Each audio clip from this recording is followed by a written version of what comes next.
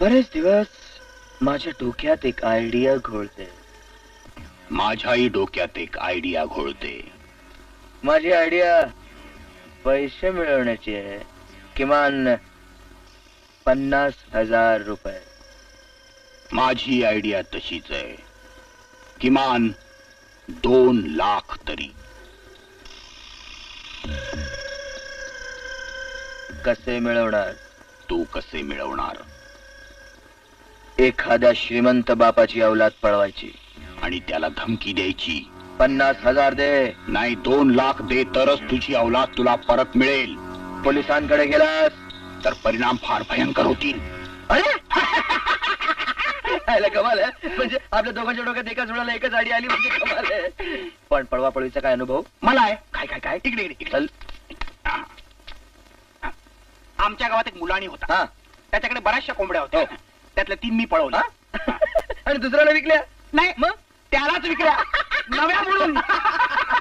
अरे मी सुद्धा पेनला एका मुलाचं कुत्र्याचं पिल्लू पळवलं. शाबास. आणि त्यालाच ते परत दिलं. तुला काय मिळालं? बराच मार मिळाला. शाबास. काय? शाबास. हरकत नाही. एकंदरीत पळवा पळवीचा अनुभव तुला आणि मला दोघांनाही आहे.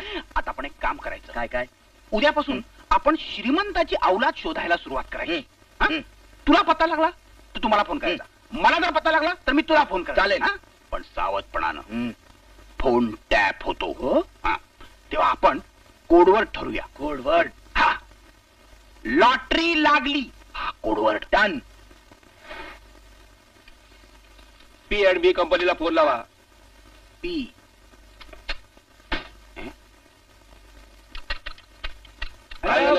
क्रॉस कनेक्शन झालंय. कोणीतरी फोनवर बोलतंय. हॅलो. हे बघा फोन जरा खाली ठेवा. आम्हाला एक अर्जंट फोन करायचा आहे. 2 मिनिटं थांबो. बर.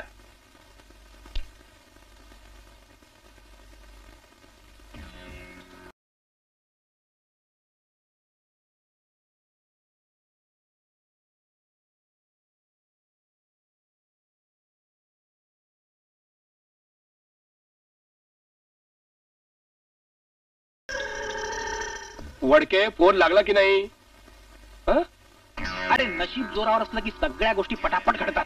पण चक्क क्रॉस कनेक्शन मुळे तुला हे सगळं कळलं? अरे हो ना. काय जुहूला भरत कुमार नावाच्या एका अत्यंत श्रीमंत माणसाचा बंगला आहे. बर. त्याला गोट्या नावाचा एक मुलगा आहे. तो घरात एकटाच असतो.